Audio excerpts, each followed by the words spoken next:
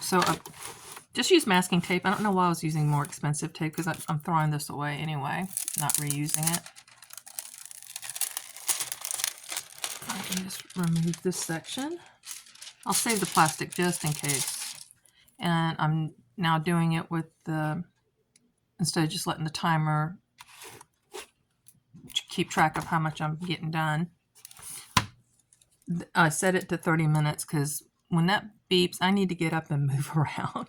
I have literally sat here for hours just adding drills, and that's not good for my body. Getting up and it's like all stiff and hurting.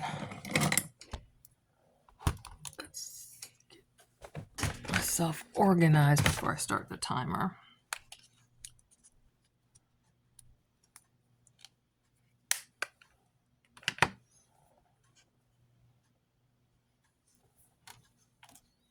So that's on the side. I've already emptied out my applicator. Already, see, I have my wrist thing on. And I'm going to start with all the eyes because there's a lot in there.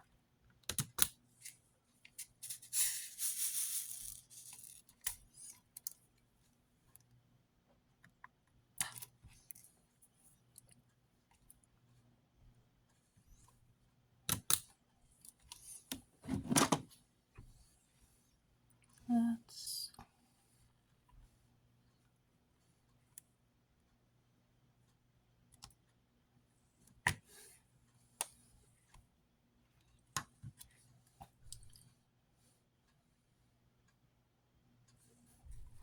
and I want to talk about relationships and politics. If your political view is so important that you would rather lose a relationship or any view, what is the hill that you will not change on? I can disagree, not with other people's opinions. I can stand on my own. I'm willing to listen, not be berated, not be yelled at, not be cussed at, not be called names because I support someone or don't support someone. And I can respect someone who's not not on the same side of an issue that I support. The Charlie Kirk thing has really brought to a lot of people's attentions how people's brains are working or not working, like him or don't like him. If you are celebrating the death of someone like that, there's something wrong. It's like, there's, in the past I've heard, couldn't have happened to a nicer person, when something bad happened to them.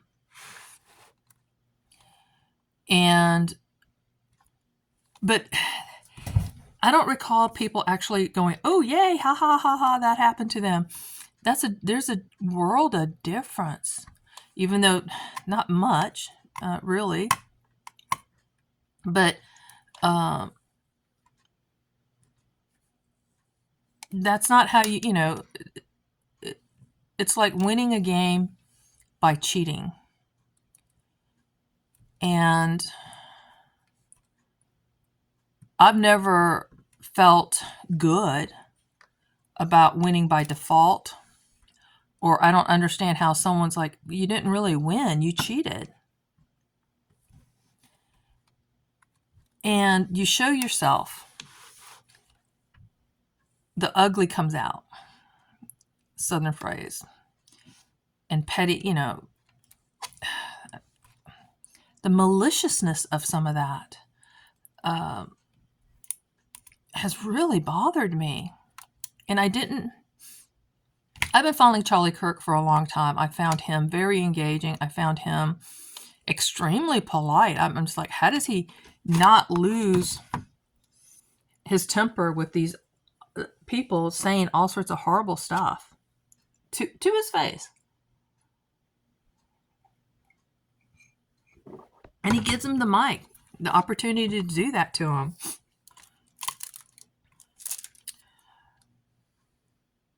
So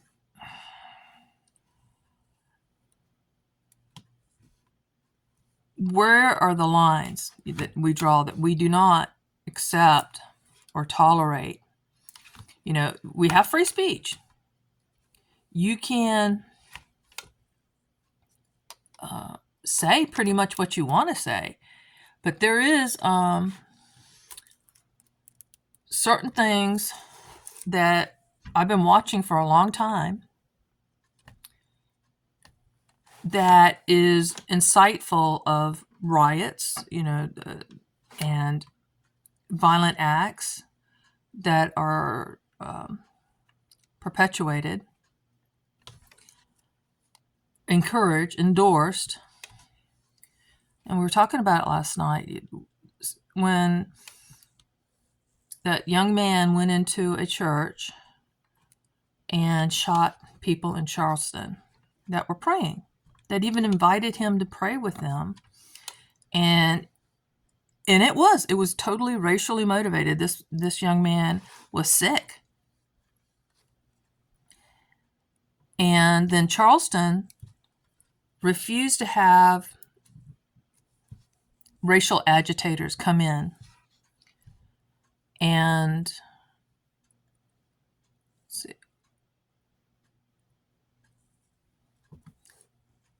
destroy their beautiful city.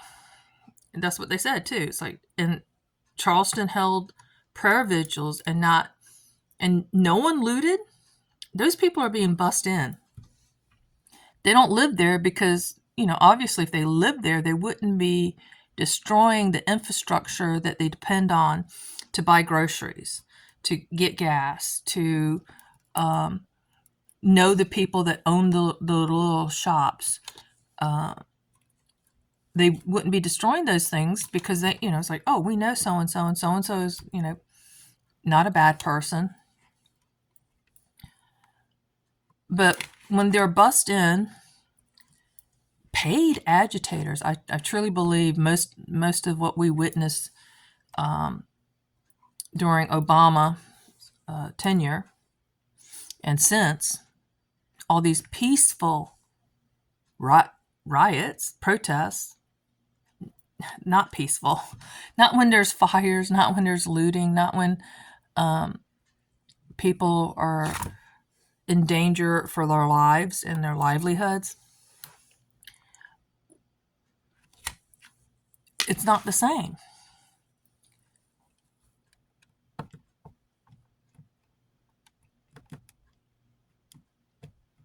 If you can disagree with me or hate,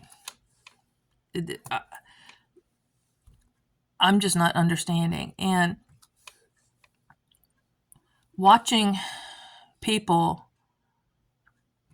wanting to leave their church because they said something nice about Charlie.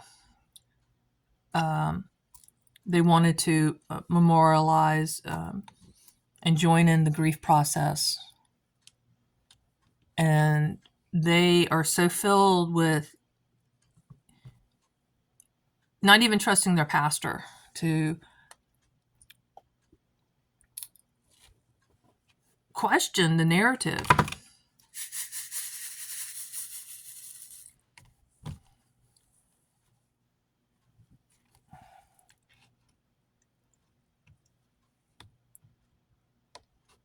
Why, and not hear what other people have to say when it's just a knee-jerk reaction to burn it down. There's something wrong. And it's scary. It scares me that I can't have discussions, or here, or even here, it's like just get unfriended or blocked when Facebook's my only way to communicate with some people. And it's like, okay, that's if this issue is that important, then it's that important to them. Fine. I don't get to hear their logic. Why are they supporting this?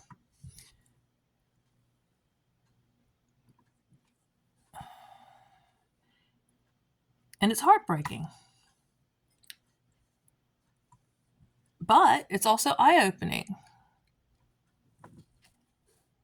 They have, this issue is more important. Now, there are certain things that I have done something similar.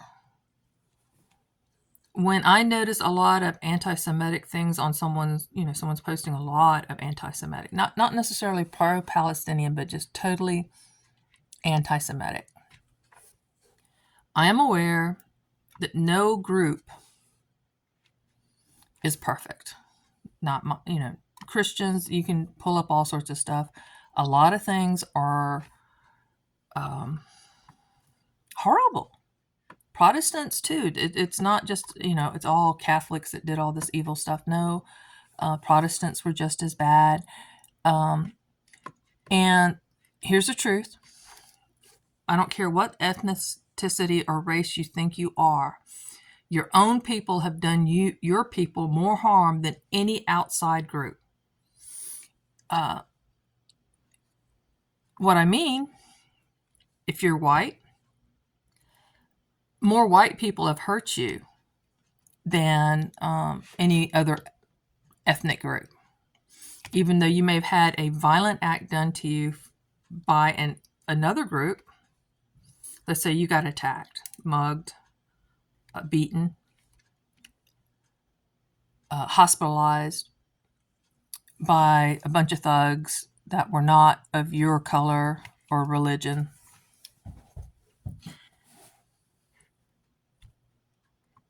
Yeah, that does happen. But for the majority of people, their own group, your own family will hurt you more than anyone outside your family, because you're more vulnerable to them. You expect better from them. You think you know them, and you don't.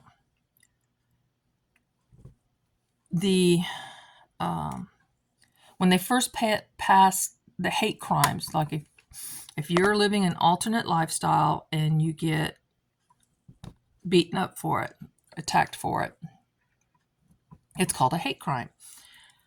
Well, let's say I get mugged. I'm an old woman. I'm not white.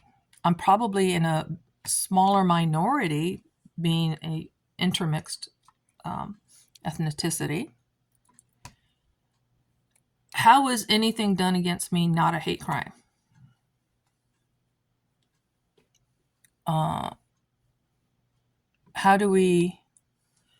How does someone have more legal protection? I mean, you shouldn't be beating up anyone, and certainly not because they're living a alternate lifestyle. Homosexuals were targeted a lot because they didn't have the ability to go to the law when it was illegal to be a homosexual. So a lot of times they would get beaten up, robbed, and couldn't really report it to the police, because then the police would ask, well, what were you doing in that area? Just like if a woman gets attacked and assaulted, I'm not sure what words I can and cannot use on YouTube anymore. It's gotten so confusing, but y'all know what I'm referring to. And then she gets questioned, well, why were you there by yourself that time of night? Don't you know that that's a bad area? Basically, it's her fault, whether she knew that was a bad area or not. Victim blaming. No, whoever committed the crime committed the crime. The nonsense of the attacker couldn't help himself. You made yourself such a nice target, they couldn't help it. Whoops. Spill. That's wrong on so many levels. The attacker should get 100% of the blame. I don't care if the culture, that person's culture allows such behavior. They're in this culture now. And we are going to lose everything that we hold dear if we don't acknowledge that truth. We are 100% responsible for our actions. And I'm watching, oh gosh, I don't even know the channel, but someone was showing me a channel where this guy was actually telling people that they need to just take the hit and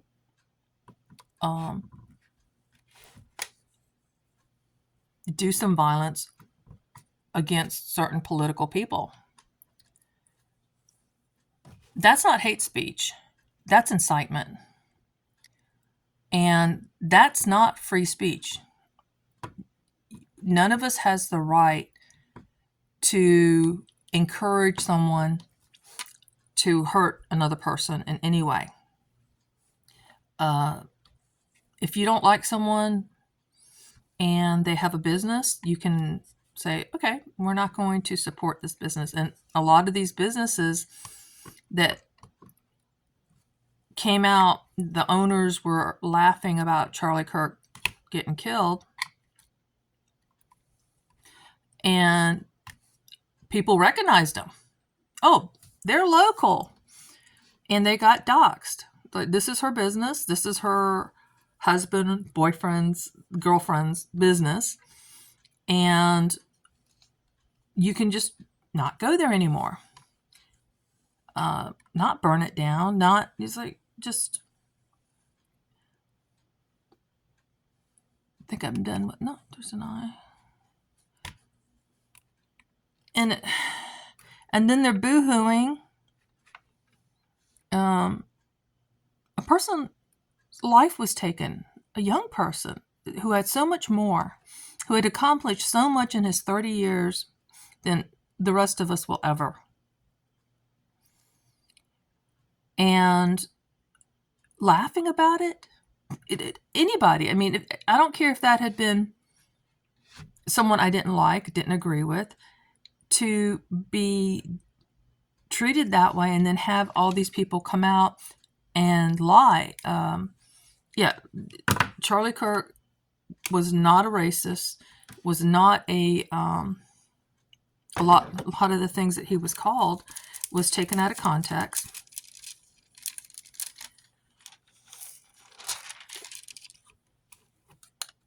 And it's just heartbreaking and watching everyone else lose their minds.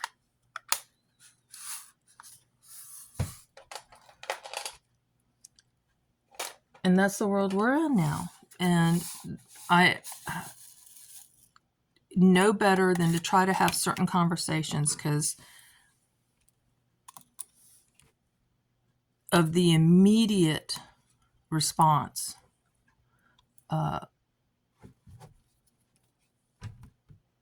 Knee-jerk behavior of some people. And I'm just like, okay. I've learned who I can talk to and who I can't talk to. And it's good that I don't surround myself with people that are just going to agree with what I think, because I've been wrong. And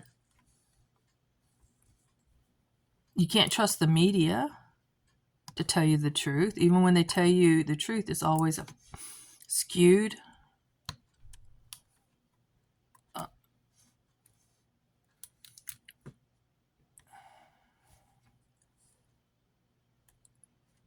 And now that's our world.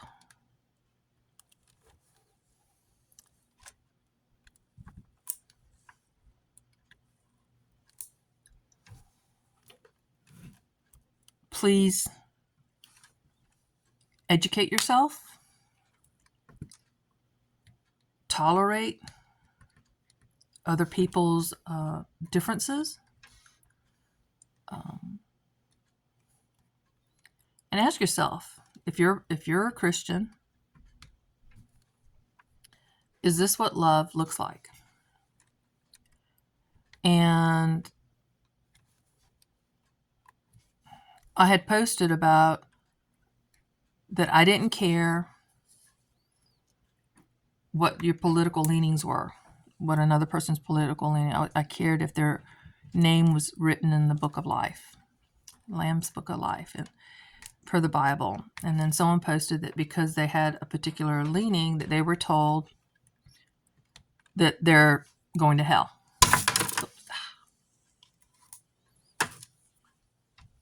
And I didn't address it because I've talked about that kind of stuff in the past, and this person should have known where I stood.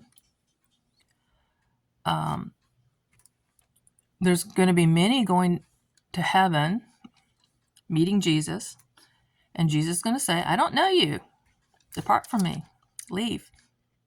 And they're going to say, but Lord, we cast out demons. We healed people in your name. And Jesus said, I don't know you. In other words, their relationship, their lack of love, they may have done all the right things. Here in the South, going to church is a traditional behavior. It doesn't mean it's a good behavior. It doesn't mean they went for the right reasons. It's a status thing for some people. Grandma would be upset if they didn't go to church every Sunday or most Sundays. The attending church is not where salvation comes from. And God has no grandchildren. You're either a child of God, and not everyone is a child of God. We're all made in the image of God, but we're not all his children until we submit ourselves to that. We're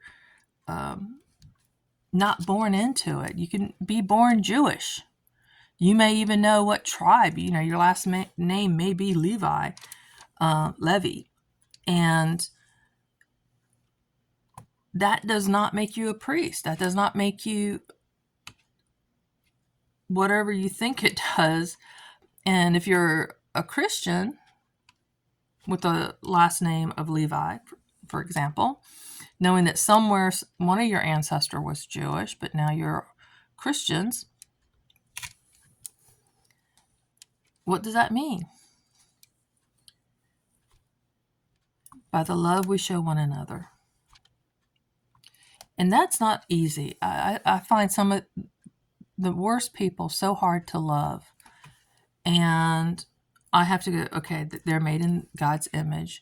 God loves them. God doesn't want them to end up in hell. I shouldn't want that either. Sometimes watching Karma, God's not done with me. These people are so in need of God's love. And I don't know. The entire verse is, you will know my disciples by the love they show one another. So I've questioned that. I've studied on that. So I have to show love to other believers. How do I know who's a believer and who's not a believer? I don't. And who's going to become a believer that's not a believer now?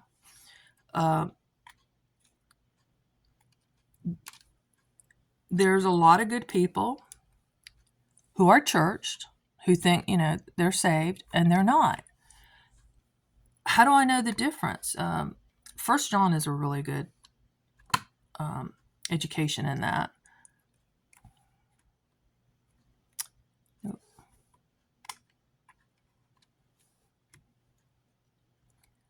But honestly, since I can't tell you of another person's salvation, that they're saved, they're doing what looks like they're supposed to be doing, but I don't know if they're going to in the race, in the same lane, that they're going to stay a believer, that they don't lose their faith or lose.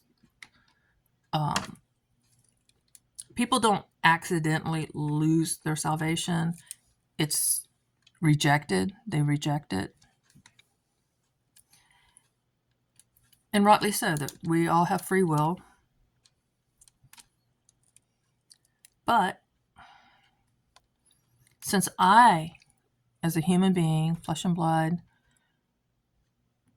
as much as I like to believe that my friends are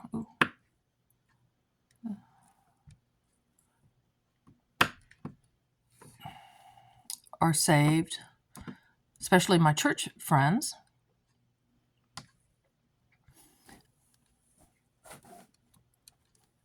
but everyone else, I'm supposed to, in hope, believe that they're going to be saved.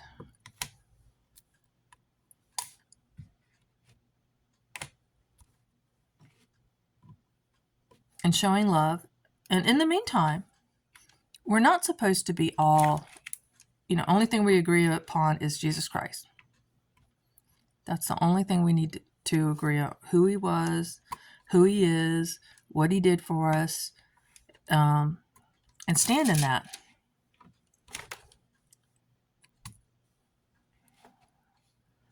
So everything else, I'm supposed to do what I'm supposed to do. And being in the body of Christ, being the church, it's we don't go to church, we are the church. I hate the language misconceptions that we have and traditions that aren't biblical.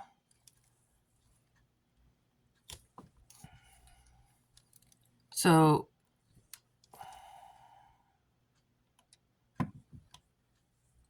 just acting in love, praying, getting yelled at, getting chewed out for, or rejected because I voted a certain way, or I refused to get the vaccine. And the more I learn, the happier I am about that choice. But other people have gotten mad at me for that. How dare I not comply? And it's like, why are you worried? And some people even wishing, hope you drop dead because you didn't get that shot. And I'm like, really? That's where we're going to end this? And now that things have kind of flipped, have some people, they're never going to apologize. They're never going to say, I'm sorry, I said that to you, that now this information is here. I'm happy I got the job. I'm happy I did this, and you're awful for not doing it. And that's the world we're in. And I've seen other families get torn apart. I've witnessed this craziness. I can't think of another word for it.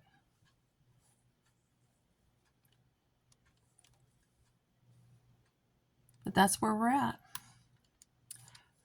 Thanks for joining me. What do you think? Is any of this making any sense to you?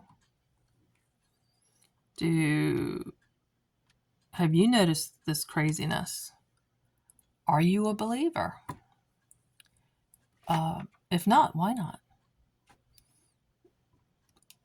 There's no questions out of bounds as far as I'm concerned.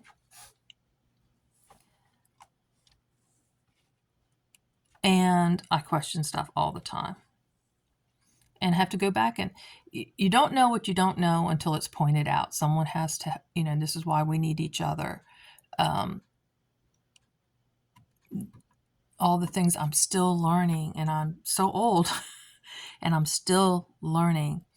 And I think that you should never stop learning, never stop questioning.